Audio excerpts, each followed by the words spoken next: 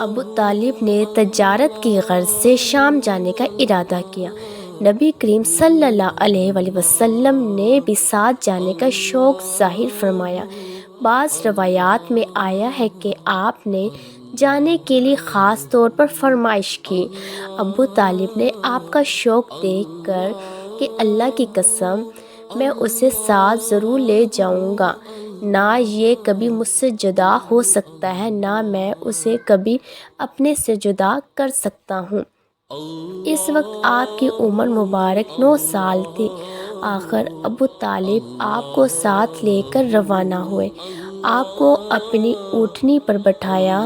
رستے میں عیسائیوں کی ایک عبادت گاہ کے پاس ٹھہرے۔ خانقاہ کے راہب نے نبی کریم صلی اللہ علیہ وآلہ وسلم کو دیکھا تو چونک اٹھا۔ اس نے ابو طالب سے پوچھا، یہ لڑکا تمہارا کون ہے؟ انہوں نے جواب دیا، یہ میرا بیٹا ہے۔ یہ سن کر راہب نے کہا، یہ تمہارا بیٹا نہیں ہو سکتا۔ یہ سن کر ابو طالب بہت حیران ہوئے، بولے، کیا مطلب؟ یہ کیوں میرا بیٹا نہیں ہو سکتا بھلا؟ اس نے کہا، یہ ممکن ہی نہیں کہ اس لڑکے کا باپ زندہ ہو، یہ نبی ہے۔ مطلب یہ تھا کہ ان میں جو نشانیاں ہیں وہ دنیا کے آخری نبی کی ہے، اور ان کی ایک علامت یہ ہے کہ وہ یتیم ہوں گے۔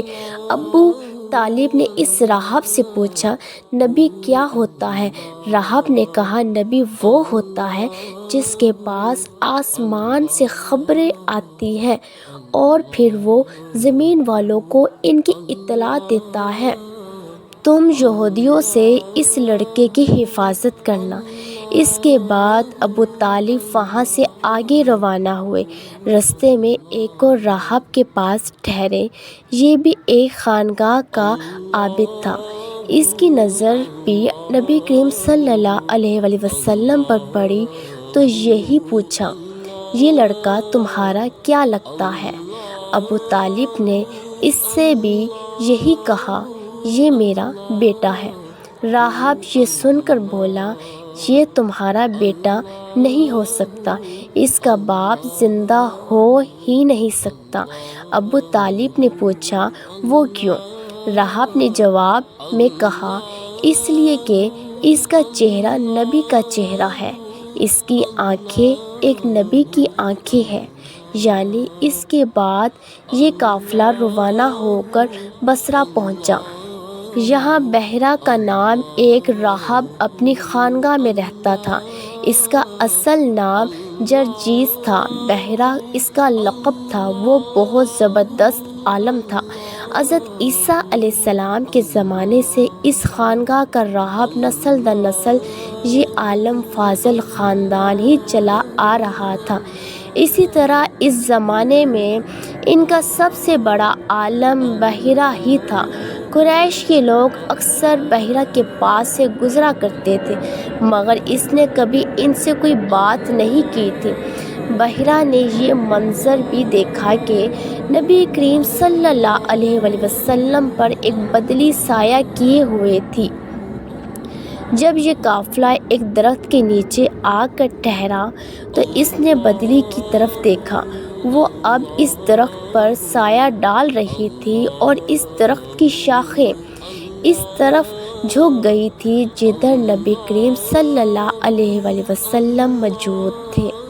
اس نے دیکھا بہت سی شاخوں نے آپ کے اوپر جھمکٹا سا کر لیا تھا۔ اصل میں ہوا یہ تھا، جب نبی کریم صلی اللہ علیہ وآلہ وسلم اس درخت کے پاس پہنچے تو قافلے کے لوگ پہلے ہی سایہ دار جگہ پر قبضہ کر چکے تھے۔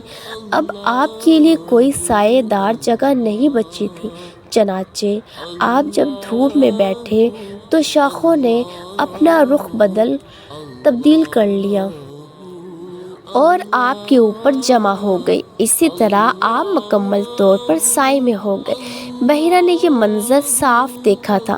آپ کی یہ نشانی دیکھ کر اس نے قافلے والوں کو پیغام بھجوایا، اے قریشیوں، میں نے آپ لوگوں کے لیے کھانا تیار کروایا ہے۔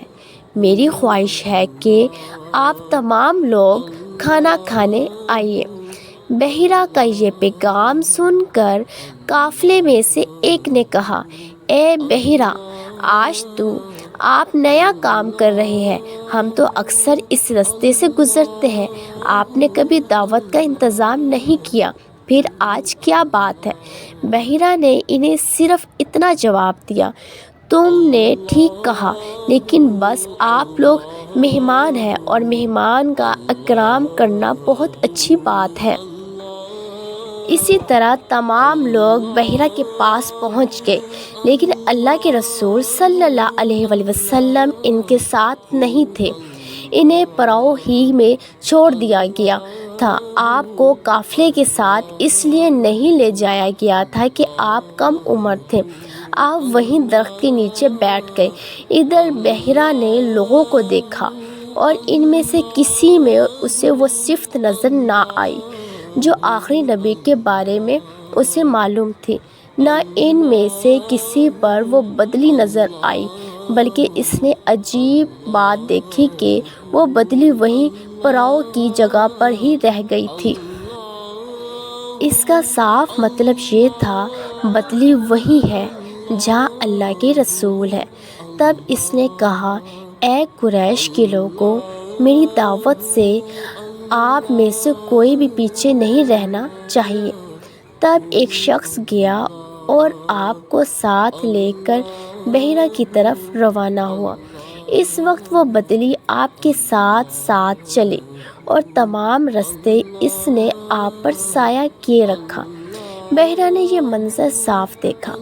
وہ اب آپ کو اور زیادہ غور سے دیکھ رہا تھا۔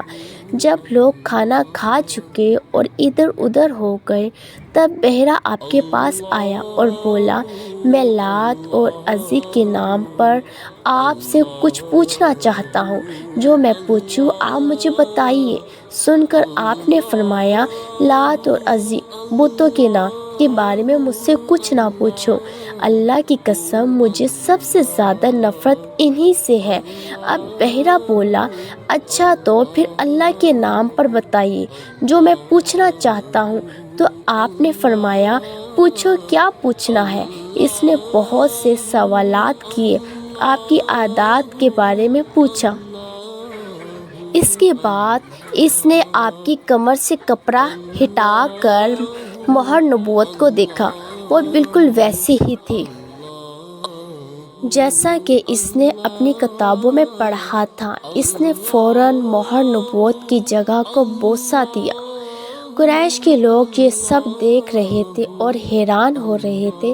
آخر لوگ کہے بغیر نہ رہ سکے، یہ راہب محمد صلی اللہ علیہ وآلہ وسلم میں بہت دلچسپی لے رہا ہے، شاید اس کے نزدیک ان کا مرتبہ بہت بلند ہے۔ ادھر نبی کریم صلی اللہ علیہ وآلہ وسلم سے بات چیت کرنے کے بعد بحیرہ ابو طالب کی طرف آیا اور بولا، یہ لڑکا تمہارا کیا لگتا ہے؟ ابو طالب نے کہا، یہ میرا بیٹا ہے۔ اس پر بحیرہ نے کہا، نہیں، یہ تمہارا بیٹا نہیں ہو سکتا۔ ابو طالب کو یہ سن کر حیرت ہوئی اور پھر انہوں نے کہا، دراصل یہ میرے بھائی کا بیٹا ہے۔ ان کا باپ کہاں ہے؟ وہ فوت ہو چکا ہے۔ اس کا انتقال اس وقت ہو گیا تھا جب یہ ابھی پیدا ہی نہیں ہوئے تھے۔ یہ سن کر بحیرہ بول اٹھا، ہاں یہ بات صحیح ہے، اور ان کی والدہ کا کیا ہوا؟ ان کا ابھی تھوڑے عرصے ہی میں پہلے انتقال ہوا ہے۔